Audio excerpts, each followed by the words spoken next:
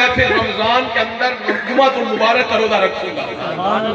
क्या करूंगा? जुमातुल मुबारक का रोजा रखूंगा। क्या हुआ कि जुमा भी गुजर गया।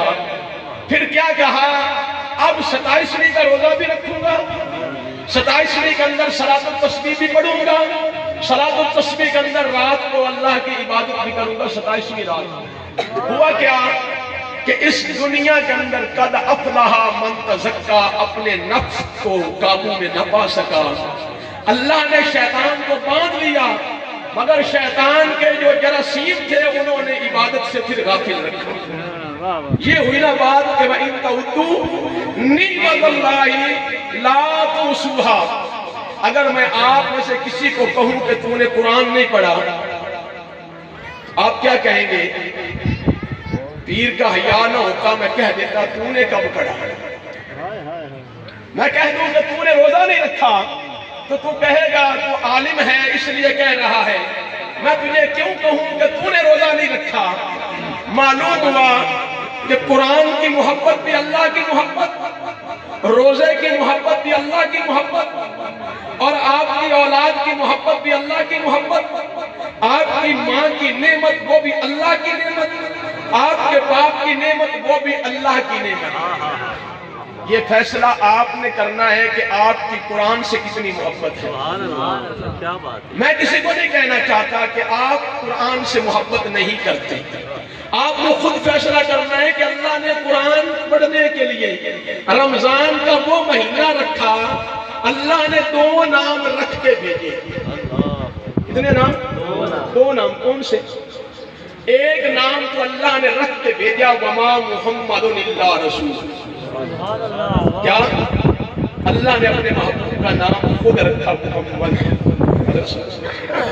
अल्लाह ने अपने महबूब का नाम रखा मोहम्मद सल्लल्लाहु अलैहि वसल्लम। तो अल्लाह ने इस महीने से आपके साथ वादा किया कि इसके अंदर तुम्हारे गुनाह भी माफ करूंगा, तुम्हारे माँ बाप की बख्शिश भी करूंगा, तुम्हें इज्जतें और शानों से भी नवाजूंगा। और वो महीना है किसका? अल्लाह का। तो अल्लाह ने अपने महबूब महीने का नाम क्या रखा? शहरु रमदान अल्लज़ी उन्ज़िला फ़ीहिल कुरआन। यानी रमजान का महीना, इसका नाम भी किसने रखा? अल्लाह ने। रमजान का आगे सवाल है, तो ईद की खुशी हमने मनाई है, ये अल्लाह ने किसी के चेहरे पर ठप्पा नहीं लगाया, इसने कुरान नहीं पढ़ा, इसने नमाज नहीं पढ़ी, ये ईद नहीं पढ़ सकता। लेकिन हम में से फिर भी कोई बदकिस्मत अब भी यहाँ मौजूद है जिन्होंने ईद भी नहीं पढ़ी।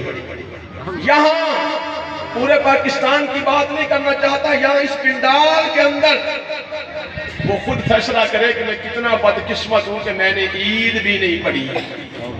रमजान के रोजे तो दूर की बात, फिर आगे अला इन्ना औलिया अल्लाही ला खौफुन अलैहिम वला हुम यहज़नून। अरे आपको तो इल्म ही नहीं है कि अल्लाह के वली क्या है। यकीनन आपको इल्म नहीं है। आपको अभी तक इस कशमकश में है कि रसूलुल्लाह सल्लल्लाहु अलैहि वसल्लम की जात अक़दस क्या है, महबूब का जो चेहरा मुबारक है वो क्या है। अल्लाह ने कसमें उठाकर भेजा महबूब को, वद्दुहा के चेहरे की कसमें उठाई, वल्लैल की जुल्फों की कसमें उठाई और कहा ऐ मेरे बंदो, मैंने अपने महबूब के सामने सब कुछ खोल दिया है, सारे खजानों को खोल दिया है। और फिर महबूब की उम्मत से अल्लाह ने इतना प्यार किया कि उनमें से अल्लाह ने वलियों को पैदा फरमा दिया। ये वलियों की शान है। तो सैयद हो ना, सादात हो, तो वो बिल्कुल माल गरीब हो, उसका पहनने के लिए लिबास ना हो, और आपको इल्म भी हो कि ये सैयदादा है, तो वो वहां बैठा हो ना चटाई पे, आप उसको सलाम नहीं करना चाहते। आपको इल्म होना कि ये कौम का मच्छी है, नाई है, कुम्हार है और ये पीर बना हुआ है और उसके पास पजारो है, तो आप उसको सलाम करेंगे लेकिन सैयदादा को छोड़ देंगे। तो जब आपके सामने सैयदादे की बात होगी तो फिर आप रोंगटे खड़े हो जाएंगे। ताइफ की पहाड़ी के सामने से करीम आका अलैहिस्सलाम गुजर रहे थे। क्या अबू जहल कभी गुजर हुआ और रसूलुल्लाह सल्लल्लाहु अलैहि वसल्लम को बातें करता था। रसूलुल्लाह सल्लल्लाहु अलैहि वसल्लम गुजर रहे थे तो अबू जहल ने कुछ कह दिया, तो रसूलुल्लाह सल्लल्लाहु अलैहि वसल्लम ने अबू जहल का जवाब न दिया। जवाब न दिया। जब जवाब न दिया ना रसूलुल्लाह सल्लल्लाहु अलैहि वसल्लम ने, तो अबू जहल ने रसूलुल्लाह सल्लल्लाहु अलैहि वसल्लम के सर पे डंडा मारा और मेरे प्यारे करीम आका अलैहिस्सलाम का सर खून बहने लग गया। रसूलुल्लाह सल्लल्लाहु अलैहि वसल्लम जब घर तशरीफ ला रहे थे तो आपकी गुलाम नौकरानी लौंडी उसने देखा तो रसूलुल्लाह सल्लल्लाहु अलैहि वसल्लम का सर मुबारक से खून गुजर रहा था, आंखों में आंसू आ गए।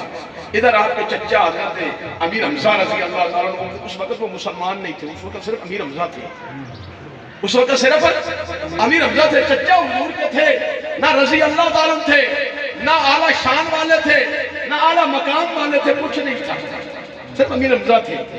अल्लाह अकबर। जब रसूलुल्लाह सल्लल्लाहु अलैहि वसल्लम से मोहब्बत करते थे, ये नहीं कि मोहब्बत नहीं करते थे, लेकिन ईमान से नहीं, बस वैसे भतीजा समझ के मोहब्बत।